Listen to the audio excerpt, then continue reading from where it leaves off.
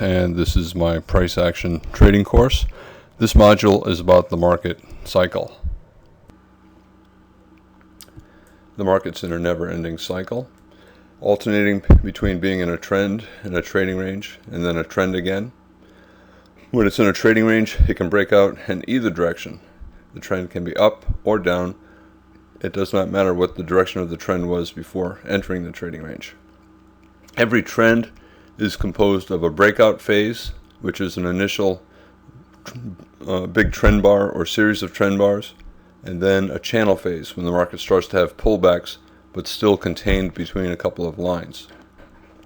Channels eventually get flatter and broader and become trading ranges. Trading ranges eventually break out. And if you look at any trading range, you can usually see the beginnings of both a bull trend and a bear trend. The market may have a lower high and it may have a higher low. The lower high may be the start of a bear trend. The higher low may be the start of a bull trend. And at some point, the market breaks out and one side wins. Usually, you look for signs of buying or selling pressure within the trading range to get an idea of which side is more likely to win. You can view a trading range as a transition between trends. So you have a trend. The market pauses, hesitates, and then decides what to do, and then it becomes a trend. So the trading range is a transition between trends, but a trend is a transition between trading ranges. There's a trading range, and then the market decides the price is wrong, and it has to quickly move to a new price level, a new value level. It might be up, and then a new trading range. It might be down, and then a new trading range.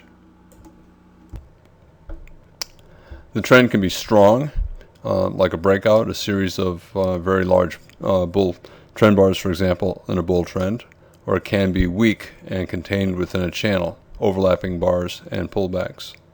Trading range can be as small as a single bar pullback, or it can be as large as the entire screen. When a trading range is small and it forms within a trend, it's called a pullback.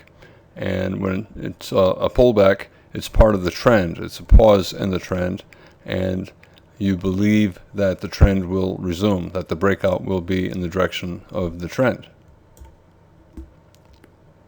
When a trading range lasts a long time, 20 bars, 30 bars, 40 bars, it loses its direction.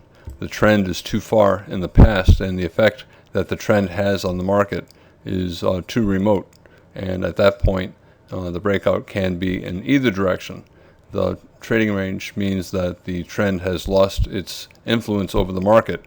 The trading range can end up being a continuation pattern leading to a resumption of the trend, or a reversal pattern. In fact, all reversal patterns are related to trading ranges. Head and shoulders tops, for example, are trading ranges.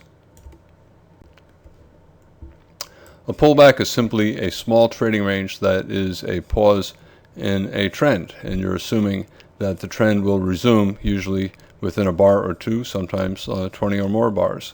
And on a smaller time frame chart, a 1-bar trading range, for example, on a 60-minute chart, could be a 12-bar trading range on a 5-minute chart. Again, if the pullback grows so long that it loses its direction, you look at it and you say, well, I don't know if it's going to break to the upside or the downside. At that point, instead of calling it a pullback, you call it a trading range. And all pullbacks are trading ranges on smaller time frame charts. All trading ranges are pullbacks on higher time frame charts. If you have a trading range that is 36 bars long on a 5-minute chart, it could simply be a 3-bar pullback on a 60-minute chart. This is an example of what I'm talking about. This is the weekly S&P chart. This is the spider. And the green boxes are trading ranges. And I'll look at the first one here. So we have a trading range. We had a bull trend leading up to it, and then a trading range. And the market broke out in the direction of the trend, bull trend, right? So we had a bull breakout. And then within that bull trend, we have another trading range. However, this one broke out in the opposite direction. So sometimes the trading range will break out in the direction of the trend. Other times it'll break out in the opposite direction. Here on the left, we had a strong bear trend, and then a trading range, and then a breakout. However, within 3 bars, the market reversed. The breakout failed. So the trading range can break out in the direction of the trend. It can break out in the opposite direction. It can break out in one direction and then reverse and go in the other direction. All trends begin with a spike. You can call this single bull trend bar the spike, or you can call this series of bull trend bars a spike. As soon as it begins to have a pullback, it's entering a channel phase, a more two-sided phase. So we have a spike and then a channel, and usually the channel begins with some kind of a pullback. Again, you can view trends as just transitions between trading ranges. Here's a trading range, then a trend, and then another trading range. And you can view trading ranges as transitions between trends. We have a trend, a pause, and then another trend. Channels usually become broader and flatter, and at some point they lose, the pullbacks become so long that they lose their directional predictive ability, and then you look at it and you say, well, I don't know, maybe we're forming a double top bear flag and we're going to break to the downside. We have a low and we have a lower low, we have a lower high. Maybe this is the start of a bear trend. If the market did end up down here, you would look back and say the bear trend began here. So in fact, this is part of a bear trend. Here we have a higher low. If the market goes up, you'll look back and say the bull trend began over here. So within this trading range, the market is in a trading range. It's also in a bear trend, beginning of a bear trend, and it's also in the beginning of a bull trend, and that's very common. Trading ranges usually have trends within them, and if you have both a bull and a bear trend, one will end and the other will succeed. Here's another trend. We have a higher low, right? So we have a trend and then a trading range, and we have a higher low and a bull spike. If the market ended up here, you'd say the leg began over here. So this is actually the first leg of a new bull trend. A spike, maybe we have a pullback, maybe we'll get a channel up, right? But spikes don't always succeed. In fact, most breakout attempts fail. Here we have a bull channel, and we tried to break to the downside, and it failed. Here we have a trading range, and we broke to the upside, and it failed. Here's the same chart showing that within every thing that you saw on the prior chart, there are nested patterns. There are smaller versions. So within this channel, there's actually a spike and a smaller channel. Here's a spike. This trading range is also in a channel.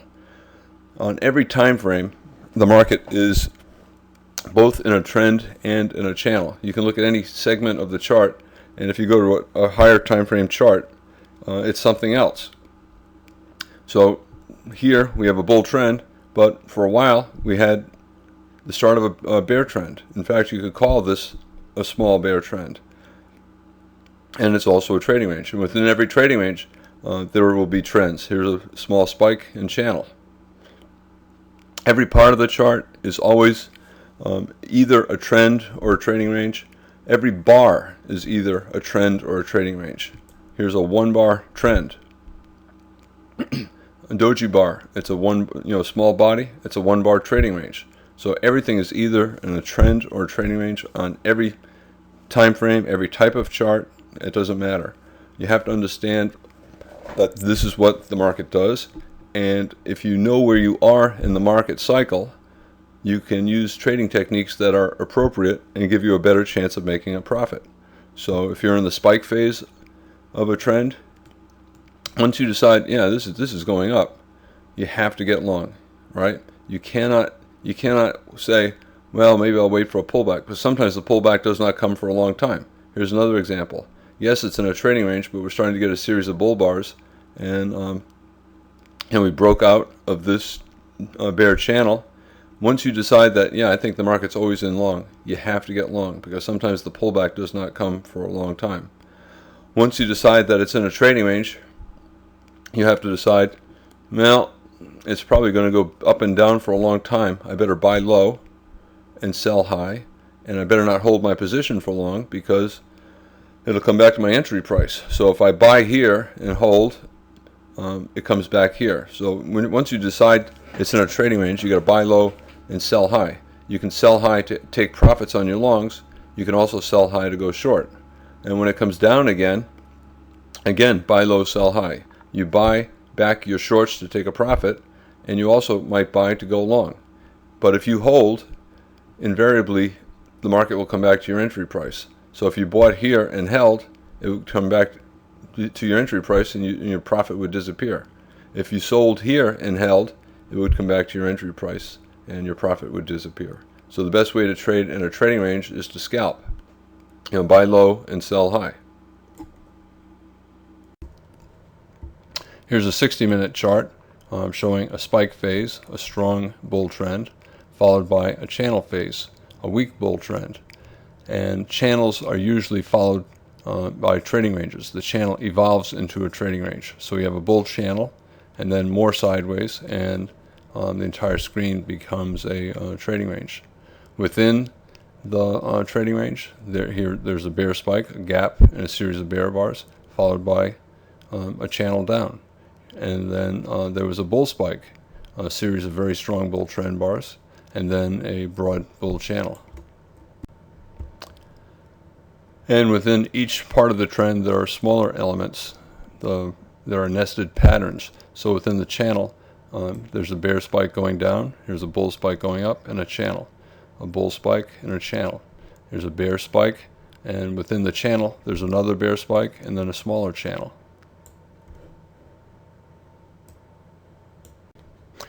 Why is it important to know about the market cycle and where we are in the market cycle? Because each part of the cycle has different trading opportunities.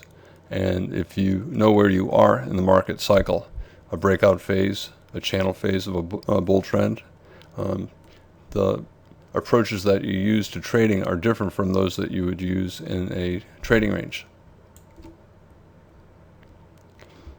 In general, I try to turn everything into binary decisions. I try to give myself just two choices. When you're trading, you want to think about as few things as possible.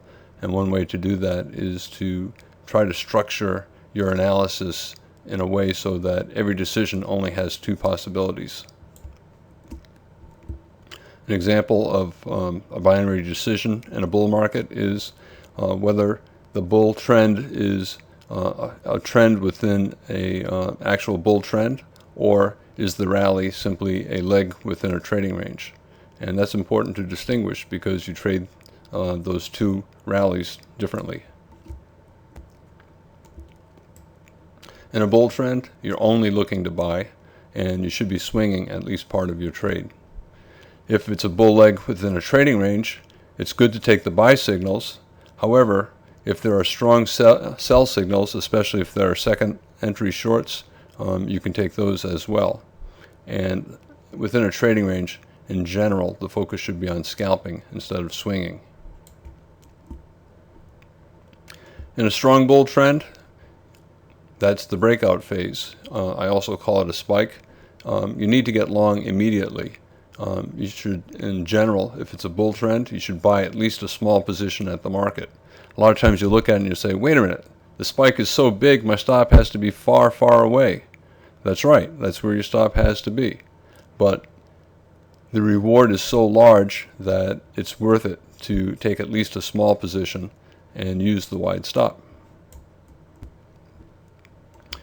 When the trend weakens and it enters a channel phase, if it's a very tight channel, it's essentially it is a breakout on a higher time frame chart. It's a spike on a higher time frame chart, and you should trade it exactly like a breakout.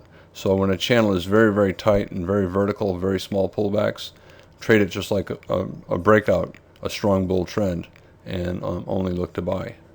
If the channel starts to get broader and flatter, less vertical, with bigger swings up and down, you should always make sure to take the buy signals if it's a bull channel. But if the swings are very big and it's basically a trading range that's sloped only slightly up, you can trade in both directions.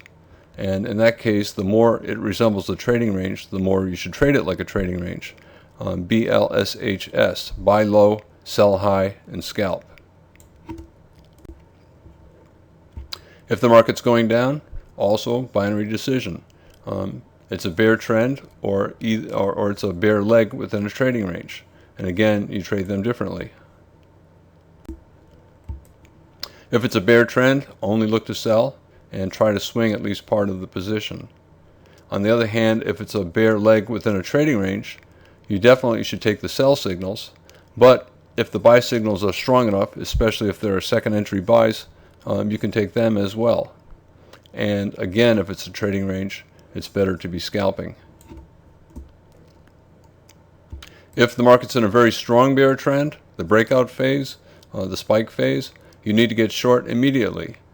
If you can't figure out how to get short within the next minute or two, sell at least a small position at the market and put your stop at the top of the bear spike. It's a very wide stop most of the time. When that's the case, just trade small and then look to enter more as the trend progresses. If the trend is a weak bear, in other words, if it's in a channel, it depends if the channel is tight or broad. If it's very tight with very small pullbacks and it's very vertical, then trade it exactly like the breakout phase, the strong bear trend, and only look to sell and try to swing. If it's a broad channel, you make sure to take the sell signals because it's still a bear trend. But if the swings are big, trade it like a trading range. Buy low, sell high, scalp, and take trades in both directions. That's the end of this module on the market cycle. Thank you.